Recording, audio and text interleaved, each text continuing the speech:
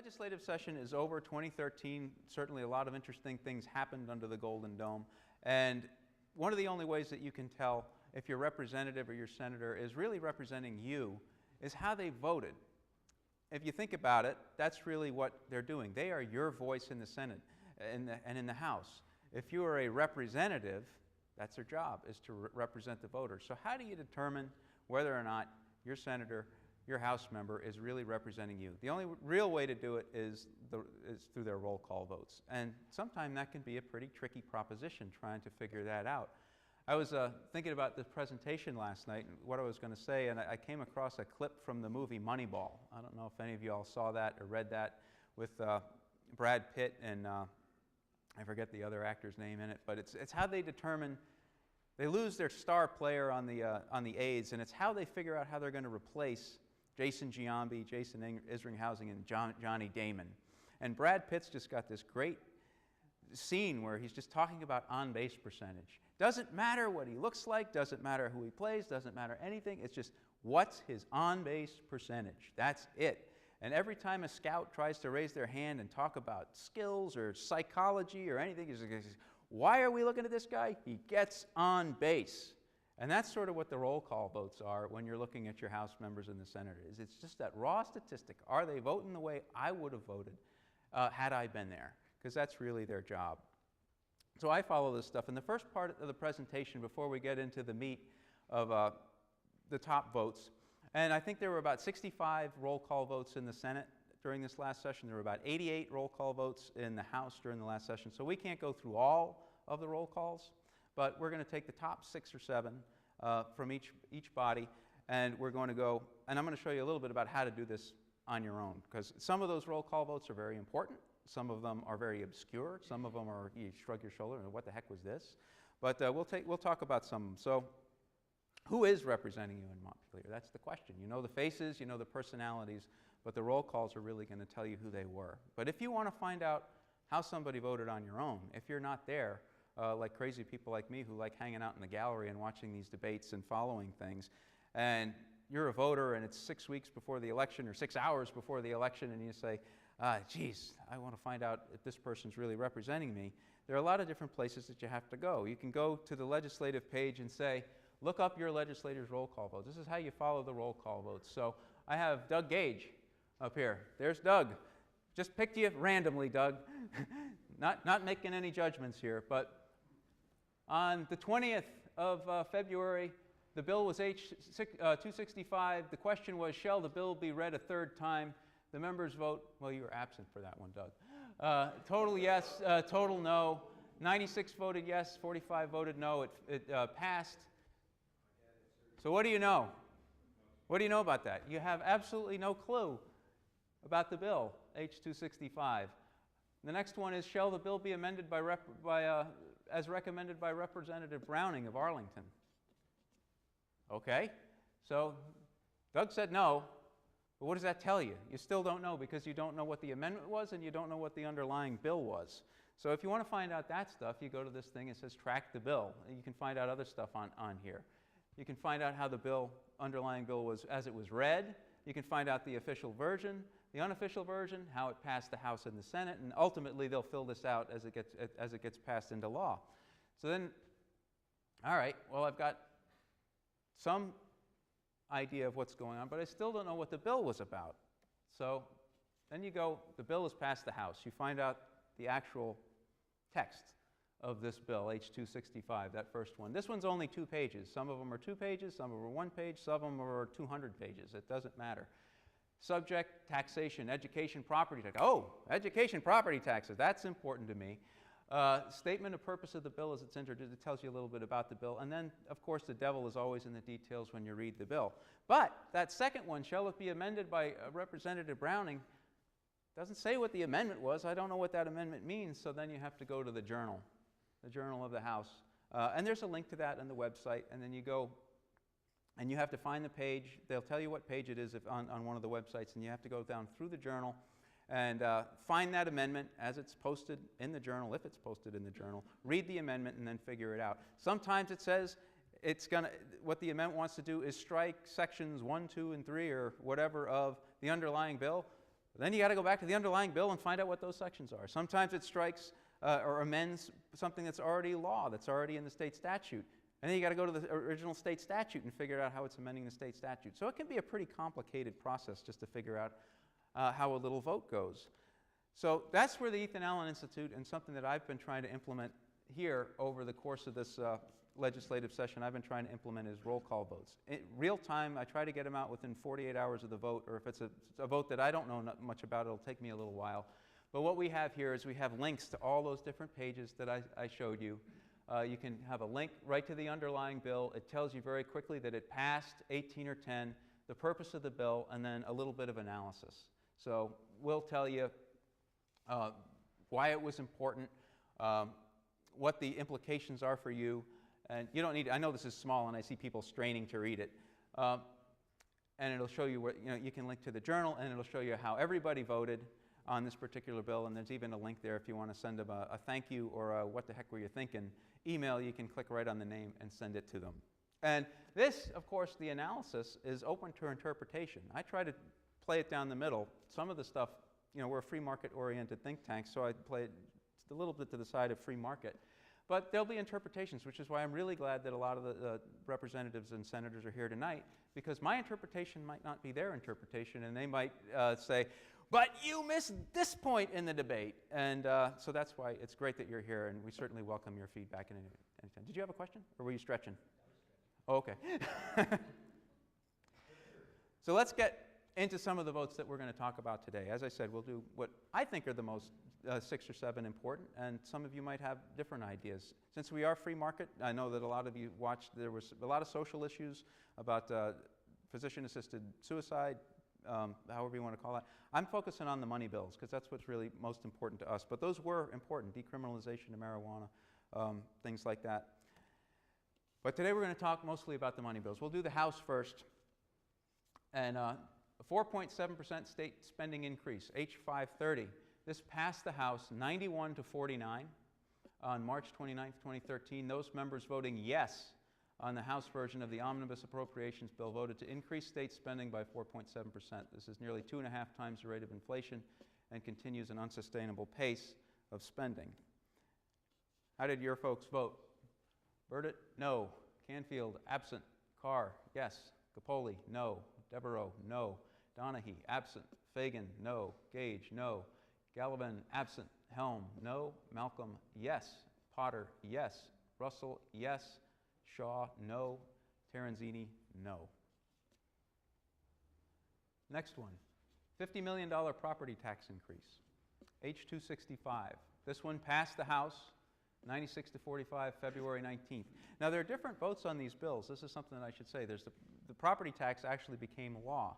Some of these bills will go on, they'll change in the Senate, they'll die in the Senate, and ultimately not pass at all. But what's important about this is how your representative is voting is telling you how your representative thinks in the direction that they're trying to take the state. So some might say, well, that tax increase didn't pass, but yeah, you voted for it on this day. So that you have to determine which vote is more important, the first vote, the middle vote, the last vote, because sometimes it'll go to the House, then it'll go over to the Senate, and it comes back to the House, and it goes to conference committee, and there's votes that take place on all of these different times.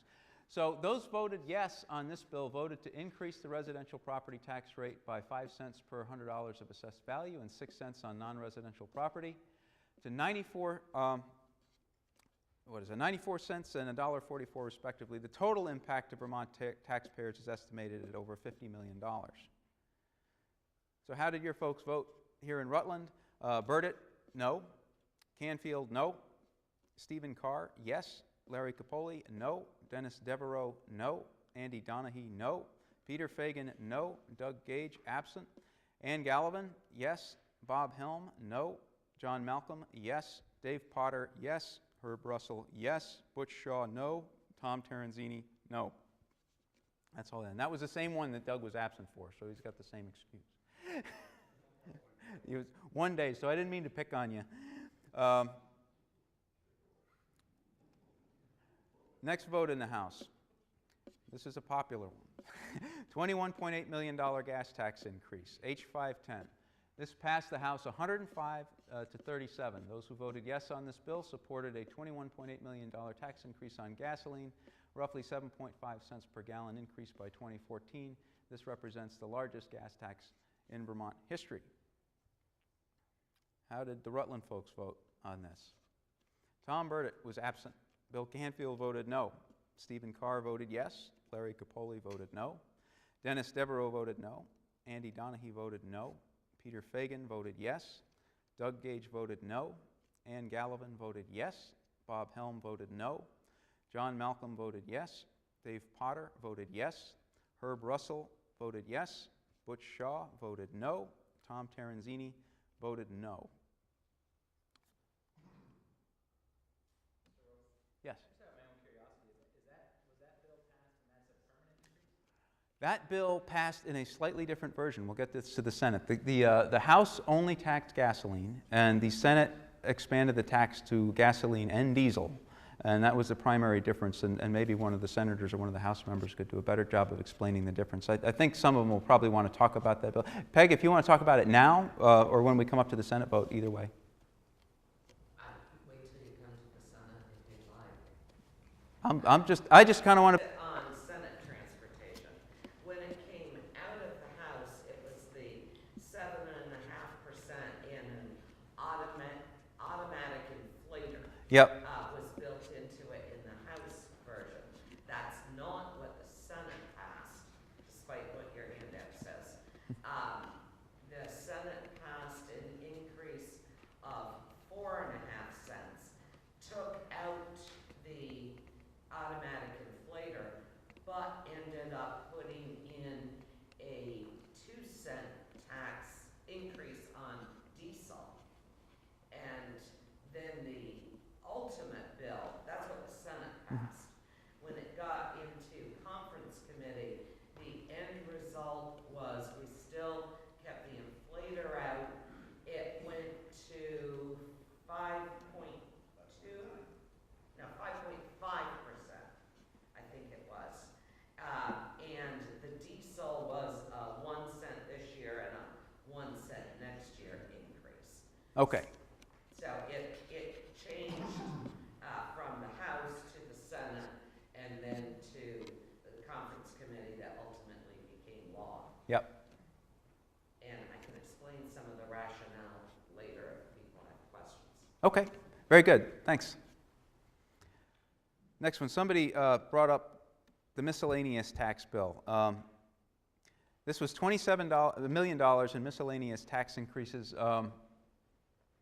Those who voted yes on this bill supported a number of them. There were income tax, sales tax, tobacco tax, rooms and meals tax, totaling $27 million. This is the one that had everybody up in arms. This was included, I forget if the soda tax was in there. A version of the soda tax was in here where they talked about expanding it expanding the sales tax to include the soda tax.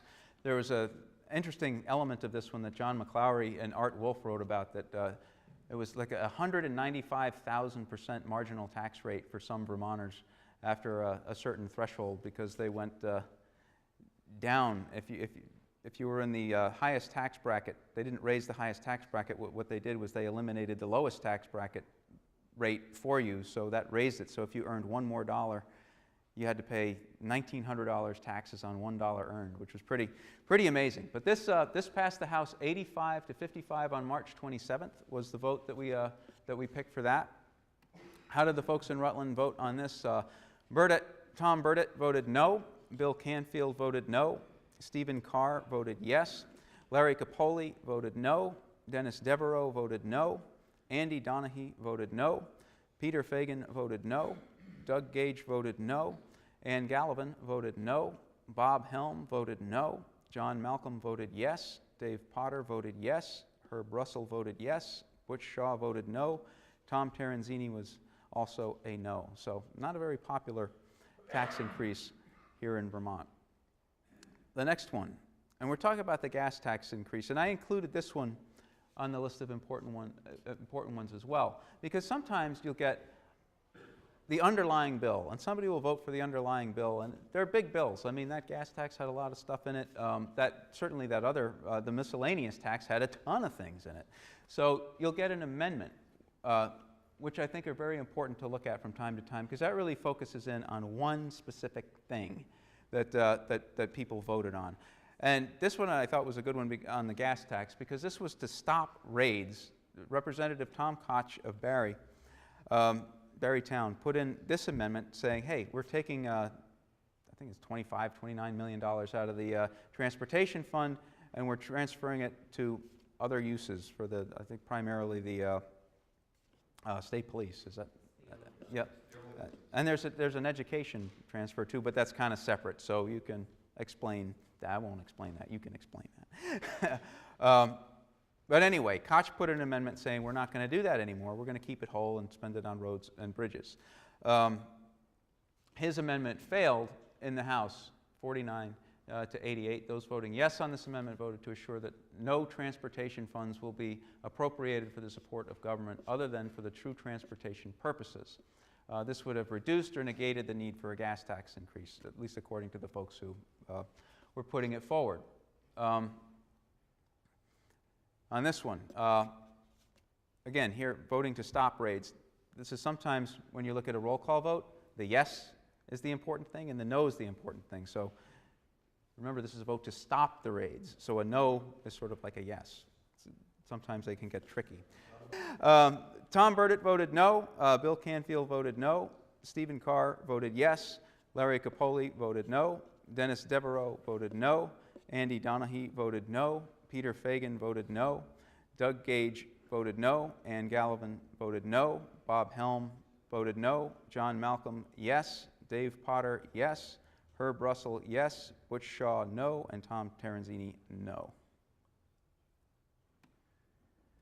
The next one. This one I put in because it was kind of important to me. Personally, I've been following the public pre-K thing, and it's also an issue of local control.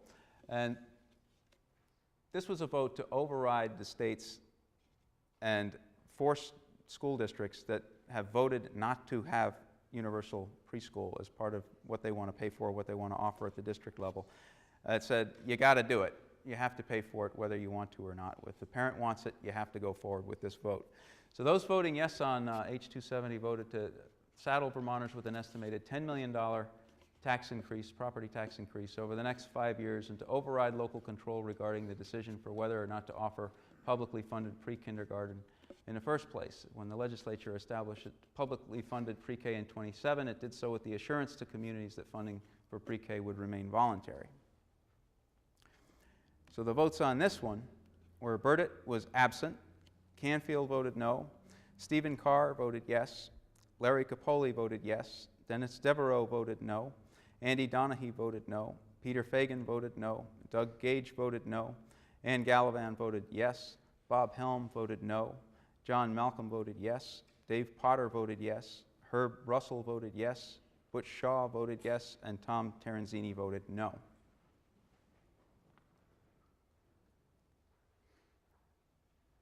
This was another one that got a lot of talk during the legislative session. S14, which was to force non-union workers to pay fees to the unions. Those voting yes on S14 voted in favor of forcing non-union workers to pay a fee equal to 85% of the dues unionized workers pay to the union, effectively using government power to require citizens to make payments to a private organization that they want nothing to do with. S14 affects roughly 2,600 education, state, and municipal employees, mostly low-wage support staff who can least afford the payment. This passed the House 85 to 43 on April 26, 2013. The Rutland County delegation in the House, Tom Burdett voted no, Bill Canfield voted no, Stephen Carr voted yes, Larry Capoli voted no, Dennis Devereaux voted no, Andy Donahue voted no, Peter Fagan voted no, Doug Gage voted no, Ann Gallivan voted yes, Bob Helm voted no, John Malcolm voted no, Dave Potter voted no, Herb Russell voted yes, Butch Shaw voted no, and Tom Terenzini voted yes. All right, we'll go on to the Senate. I picked a half a dozen Senate votes that I think are good for conversation. And the first one was the property tax increase, which was very much similar to the vote, and I think it was the exact same bill that passed the House, so there's good comparison there. It was to increase the residential property tax rate by 5 cents per hundred of assessed value, 6 cents on non-residential, the same vote essentially. And much quicker to go through the senators. There are only 3.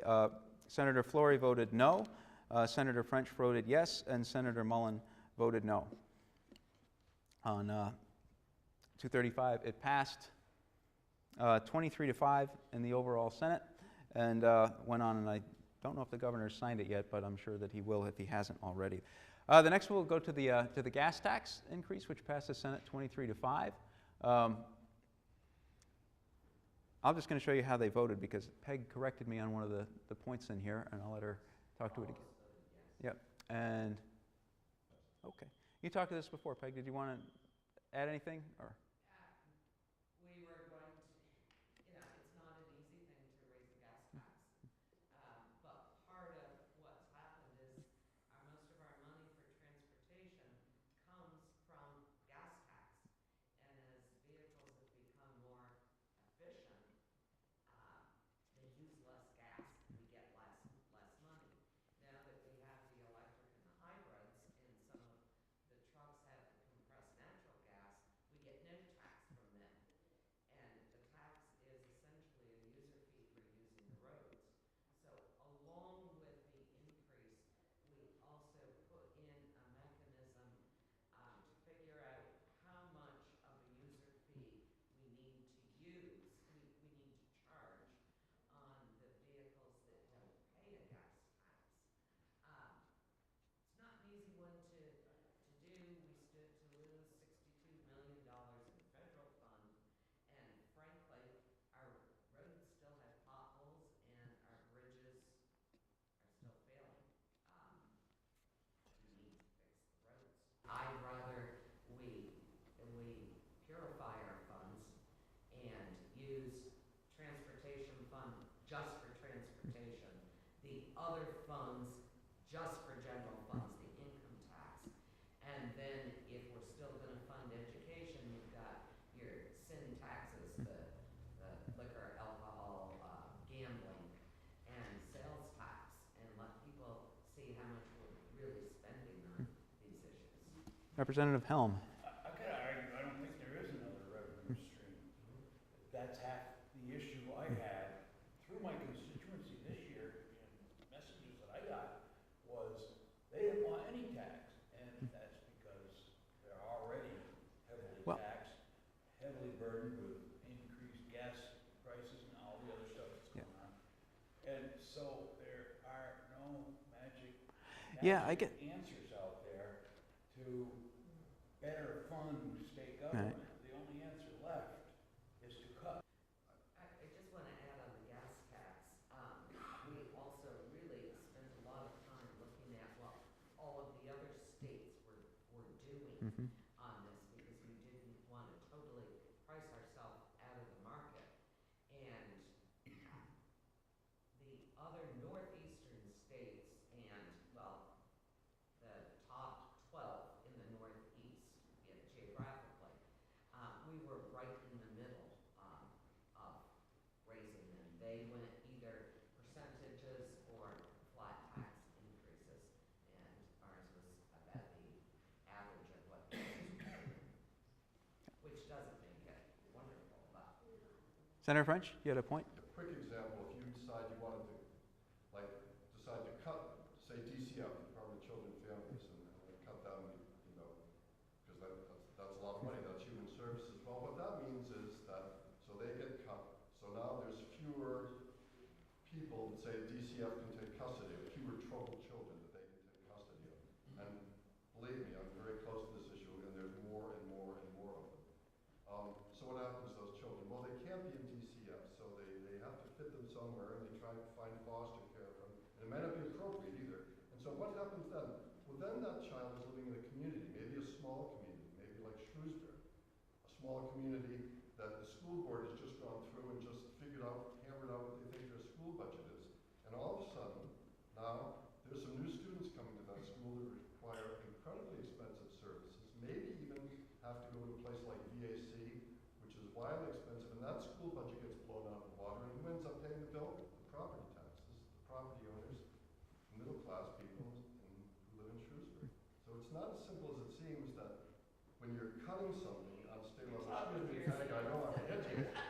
that this is suddenly going to be saving money for the middle class. It doesn't always work that way. Representative Gage. Yeah, we do have to cut somewhere, and at the same time we were making cuts and trying to make cuts, the governor's new proposal has new spending, particularly in education with the pre-K. How do you justify something like that? How do you start new programs when the number of students is going down in our schools? It's dropped 10% in the last 9 years, and we add 2 more grades to it. It just doesn't make sense. And then he wanted the legislature to figure out how to pay for it, so the fingers didn't point back at him. We really have to keep the spending under control. That's the key to this whole thing. Right now, I voted against the transportation budget, not because of not what Peg said, because we were getting less funding and all of that. But my constituent said, I can't take any new taxes this year. The fundings will be there, the vote will be there again next year, the problems will be there, they'll be a little bit bigger, as Mr. French has said. It is a tough choice to make, but when my constituents say, I can't afford a dime more, and I'm not talking 1 or 2 of them, I live in a very impoverished area, a lot of people cannot afford it. And that's my statement. If I'm gonna make a statement out there, I'm not gonna pay for new stuff when we can't afford what we have currently. Anyone else? Representative Helm. Well, then going by what Eldridge just said, and I think a little bit with what Peg Flory said, I believe it was Peg about education costs, and knowing what we know about our transportation costs and that we had to increase taxes for transportation this year, I guess there's no other conclusion, because those are the 3 main injectors. They're the 3 big budget drivers. So there's no other solution than to say simply, we're broke, I think. I should have brought this up as part of the presentation, but these are the roll call votes. So these are the bills that actually get a vote on the floor of either the House or the Senate. There are a lot of bills that your legislator will put forward that never get off the wall. And those bills say just as much about who they are as the bills that they vote for. In some cases, maybe even more so, because those are the things that they sponsor. All right, let's move on to the next one. Just a couple of them left. This one was another one that was important to me. I threw an education one for the House and an education to the Senate. And this was the public schools.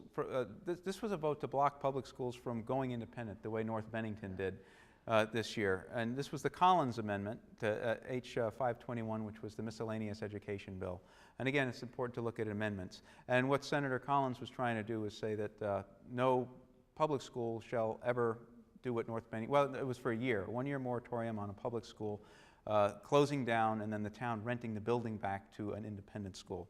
Those voting yes voted, I call it strip local control away from communities in regard to their current legal right to open an independent school in place of their local public school. The amendment empowers the State Board of Education to deny approval to any such independent school, regardless of whether or not that independent school meets all requirements for approval and mandates that the board do so.